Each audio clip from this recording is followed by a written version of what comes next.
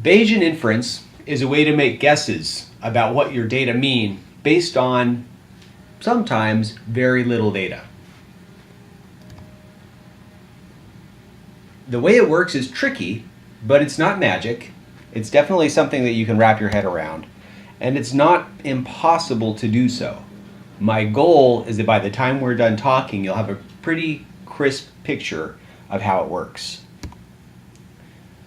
Bayesian inference is just guessing in the style of Thomas Bayes, who was a nonconformist Presbyterian minister. He wrote a couple of books, one about religion and one about probability. So Bayesian inference is just guessing in the style of Bayes. So to illustrate it, imagine that you're at the movies and someone drops a ticket. You pick it up and you can see them from behind. You know they have long hair, but you don't know whether they're a man or a woman, so you have to make a guess.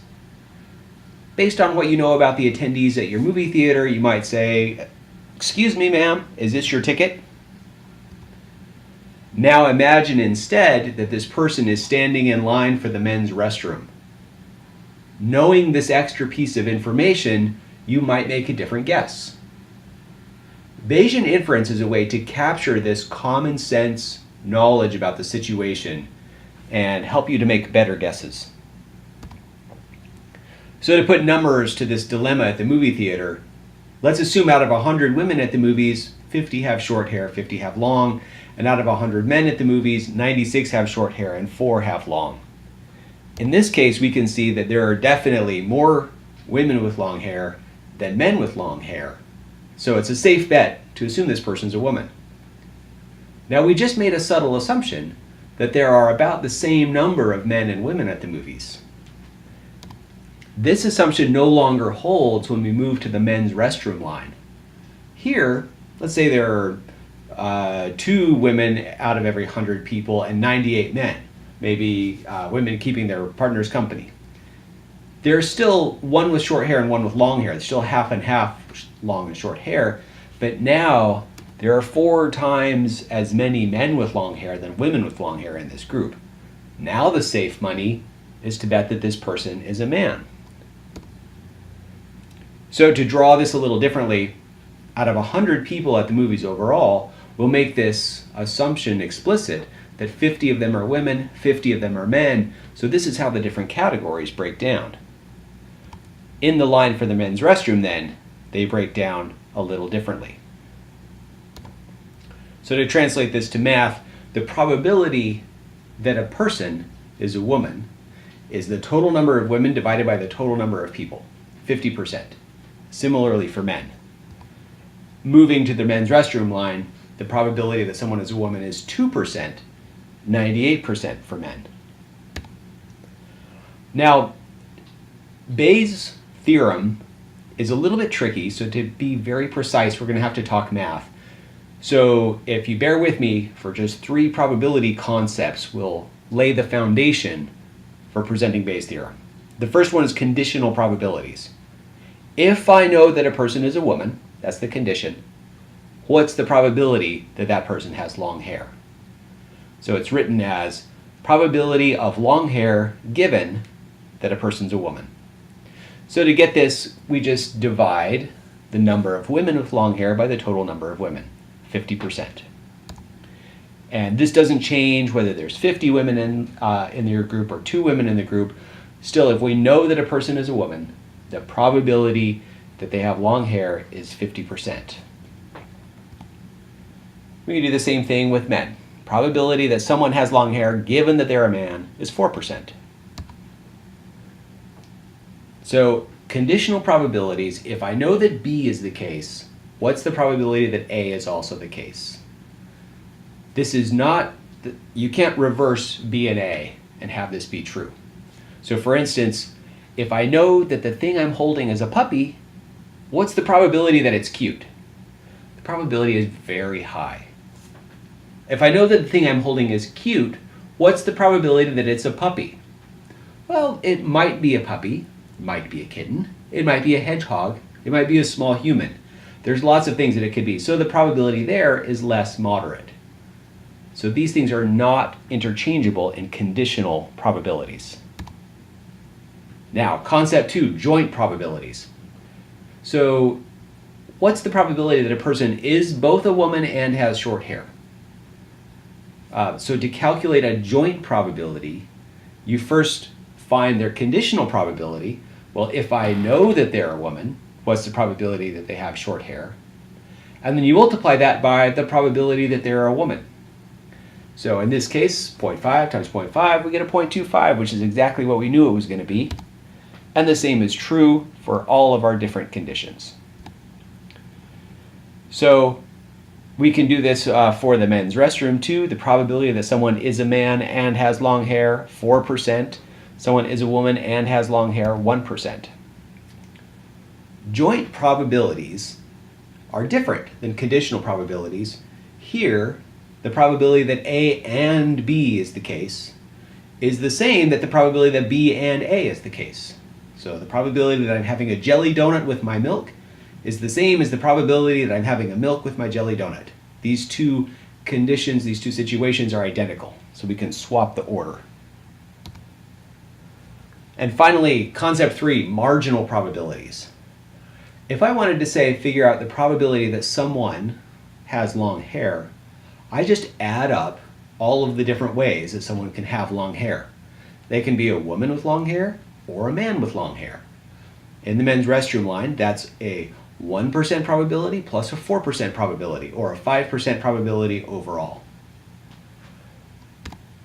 And you can do the same thing for short hair, 95%. Now, this last concept finishes our foundation. We can get to what we really care about. We know that this person has long hair. What's the probability that they are a man or a woman? This is a conditional probability, but it's the reverse of the one that we know. And we don't know how to answer this yet. So, this is where Thomas Bayes comes in. He noticed something really cool. You can calculate the joint probability that someone is a man and has long hair using the formula we saw before. And you can also calculate the joint probability that someone has long hair and is a man. Now, these are different formulas, but remember, joint probabilities don't care about the order. So these two things are equal, which means the stuff that they're equal to on the other side are also equal to each other. And we can do a little algebraic sleight of hand. And now we have a formula for what we want to know. If someone has long hair, what's the probability that they're a man? And we have this expression to the right. We can genericize that with A's and B's, and now we have Bayes' theorem, one of the top 10 most popular math tattoos of all time. So using this formula, we can go back to the movie theater and plug in what we know. We know that the probability that someone is a man. We know the probability that if they're a man, they have long hair. And we know the conditional probability, the marginal probability that someone has long hair, which is just the probability that someone's a woman with long hair plus the probability that someone's a man with long hair. And we plug all that in, and we can say if someone has long hair at the movie theaters, there is a 7% chance that they are a man. Similarly, 93% chance that they are a woman. Now, if they're in line for the men's restroom, because some of those probabilities change, that conditional probability changes. If someone's in line for the men's restroom and has long hair, there's an 80% chance that they are a man. And this is consistent with what we saw before. We know that there are 4 men and 1 woman for every 100 people in line for the men's restroom that have long hair. So 4 out of 5 long-haired people are men, 80%. It all adds up. So this example shows the mechanics of how to get Bayes' theorem and how it works. In practice, it's usually used a little differently. So to show this, we'll have to do a little bit of a detour and first talk about probability distributions. You can think of probability like a pot with just 1 cup of coffee in it. You can fill up, if you just have 1 cup to fill up, you can fill it all the way to the top. But if you have more than one cup, you have to share it around or distribute it. And you can share it with any proportion you want. So for instance, if we're representing the number of men and women at the movies, we could share it 50-50, but it'll always add up to 100%. We could even share it further into different categories. So here we see the joint probabilities of all of our 4 different categories that we were working with. And you can see that this is just another representation of the distribution representation that we were looking at before. Now usually when we look at this, they're side by side, probability instead of percentage, and shown in a histogram like this. It can be really helpful to think of these as beliefs. So for instance, if I flip a coin and hide the result from you, you might half believe it's heads and half believe it's tails until I tell you what it is. If I roll a die and hide the result from you, you might believe about 1/6 that it's a 1 or a 2 or a 3 or 4 or 5 or 6 until I show you the result. So these are what you believe. Probabilities can represent what you believe about something before you measure it. Similarly for Powerball tickets, and even for things that are more complicated, like let's say the height of adults in the United States in centimeters. You might believe that there's a very small chance that they'll be over 210 centimeters and a smallish chance that they're less than 150 centimeters, and then assign various amounts of this belief to all of the ranges in between. It still adds up to 1. It's like a bunch of cups of coffee lined up in a row, and you put a little bit in each one. The cups in the middle have more. And it shows how your belief about some individual is distributed before you've actually measured them. Now you can take these bins and chop them more and more finely, again and again. And if you keep doing this, you can get to something that's actually perfectly smooth. So it's as if you had an infinite number of very tiny cups and you put a tiny bit, infinitesimal amount of coffee in each one. At this point, it's probably no longer helpful to think of it in that terms, but just thinking of it as a continuous distribution, showing for all these heights, where am I placing my bets? What do I believe and how much?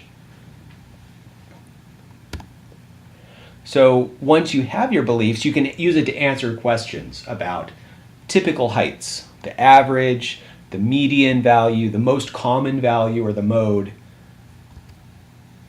Now we'll use this in weighing my dog.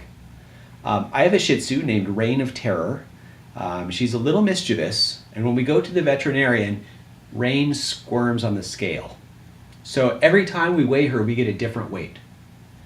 This last time we got 13.9 pounds, 17.5 pounds, and 14.1 pounds. What we want to know is how much Reign weighs. And this will be the basis for a decision. This is important. If her weight has gone up, her food intake will have to go down. And for her, this is a matter of life and death. So we don't want to make the wrong assumption and draw the wrong conclusion. So if you've ever taken a statistics class before, you know you can take these measurements, add them up, get the average, 15.2 pounds. You can calculate the standard deviation of these 3 measurements and also the standard error, and come up with a 1.16 pound standard error, which when you show it graphically, this red curve now shows the belief that results from those 3 measurements, the distribution. The peak of that hill is at 15.2 pounds, and 1 standard deviation on that curve is our standard error of 1.2 pounds. So you can see, looking at this, that yes, it's most likely that she's 15.2 pounds, but there's a lot of that curve that sits outside of the range of 14 to 16. So yeah, she's probably between 14 and 16 pounds, most likely between 13 and 17 pounds, but she might even be lower than 12 and higher than 18. That is a really wide range. and it's not a great basis for making a decision. Now you can see the three measurements there, those three white vertical lines, and you can see why our belief is so dispersed, because those three measurements are pretty dispersed. It's hard to capture all that in one distribution.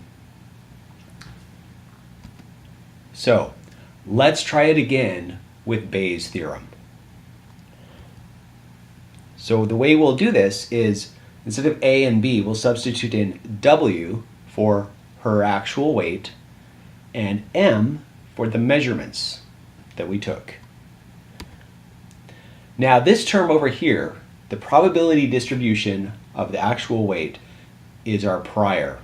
This is what we believe about her weight before we put her on the scale. The probability given a weight of getting certain measurements are the likelihood associated with those measurements.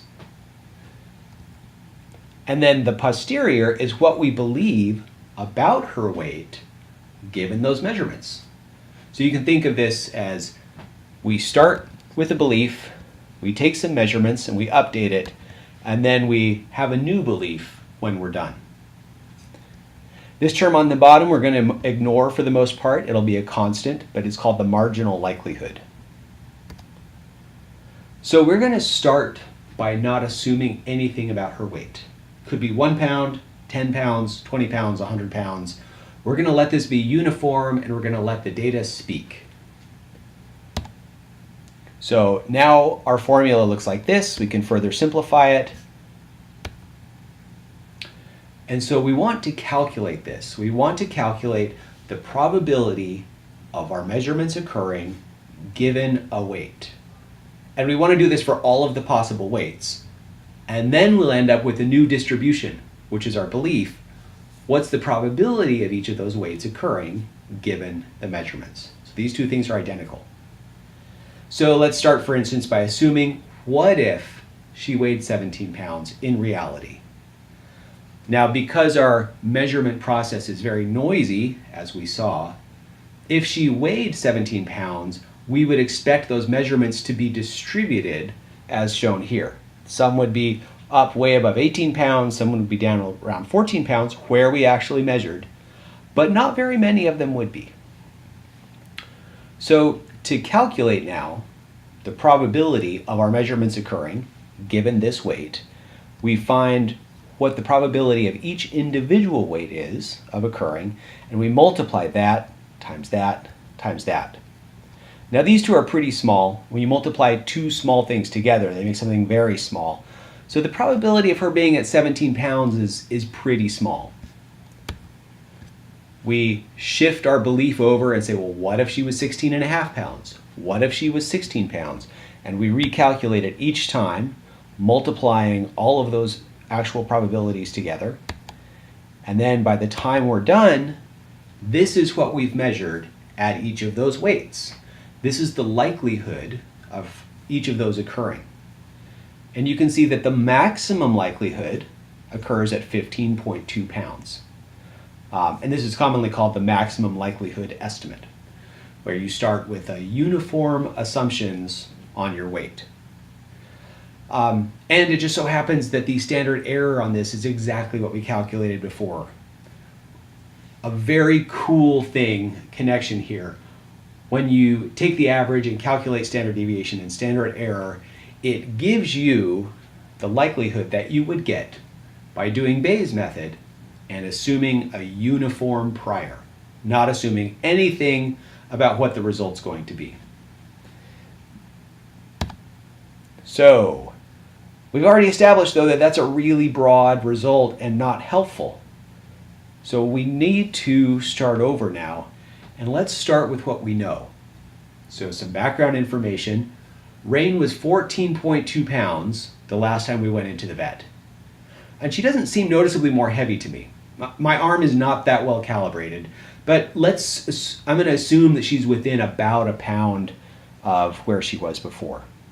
So I take that prior, and this is the form that it takes. A normal distribution centered on 14.2 pounds, and you can see that most of that bulk is within plus or minus a pound. and it extends a little bit further out. Allow for the possibility that she's actually gained a lot or lost a lot of weight, but probably she's pretty close. This is what I believe before I even put her on the scale. This is the probability, the probability of her being a given weight. So this time we're not neglecting the prior term. We're not setting it constant. We're going to use it. And the way this plays out now is we assume, okay, what if she were 17 pounds? Well, we need to multiply that now by the probability of our prior showing that she's 17 pounds, which actually makes that quite small. Now we calculate and multiply the three probabilities of our measurements occurring. So now we have something small times something very small times something very small. So we get a very small result probability that she actually weighs 17 pounds. And now we repeat this process at 16.5 pounds and 16 pounds and 15.5 pounds and 15 pounds all the way through. And then by the time we're done, we tally up all of those and we get this new posterior distribution. It's normally distributed at about 14.1 pounds, and it has a standard error of less than a pound. You'll notice it's even narrower than our original prior. So we've taken our original belief and we've been able to sharpen it up just a bit. And so incidentally, the peak of this curve is called the maximum a posteriori result. If we had to choose one value to represent our belief, that's not a bad one to choose. And now we compare this with our original estimate. It's labeled non-Bayesian here, but more accurately it could be Bayesian with a uniform prior. You can see that it is much broader, and also the peak of that curve is in an entirely different place.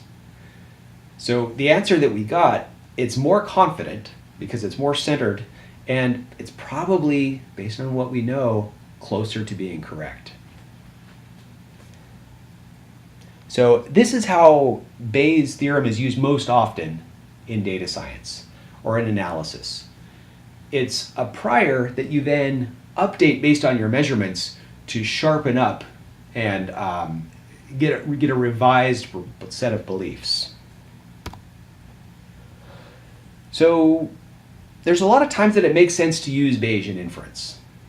Sometimes we just know things. Like if we're measuring age, we know that everyone is more than 0 years old. And so we can take that information and build it in, and we can get sharper estimates with fewer measurements. Now, so it should, if you're paying attention, make you a little bit nervous. We humans are actually not always aware of what we believe, and putting it into a mathematical distribution can be very tricky. More importantly, the reason we're measuring something is because we want to learn about it. We want to be able to be surprised by our data. So if we believe something that's not true, it can make it hard or impossible to learn from our data. I like how Mark Twain phrased this. He says, "It ain't what you don't know that gets you into trouble, it's what you know for sure that just ain't so." So the way to avoid this pitfall is to always believe things that we think are impossible, at least just a little bit.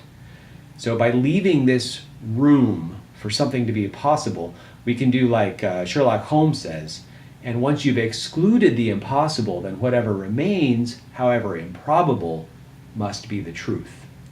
We don't want to exclude the improbable out of hand, because then we're left with nothing. Alice, in a conversation with the Red Queen, summed it up well too. "There's no use in trying," she said. "One can't believe impossible things." "I dare say you haven't had much practice," said the Queen. "When I was younger, I always did it for half an hour a day. Why, sometimes I've believed as many as 6 impossible things before breakfast." So the secret to using Bayesian inference well is to keep believing impossible things. Thanks for your attention. Here's how you can get in touch with me if you'd like to carry on the conversation. I look forward to talking with you again soon.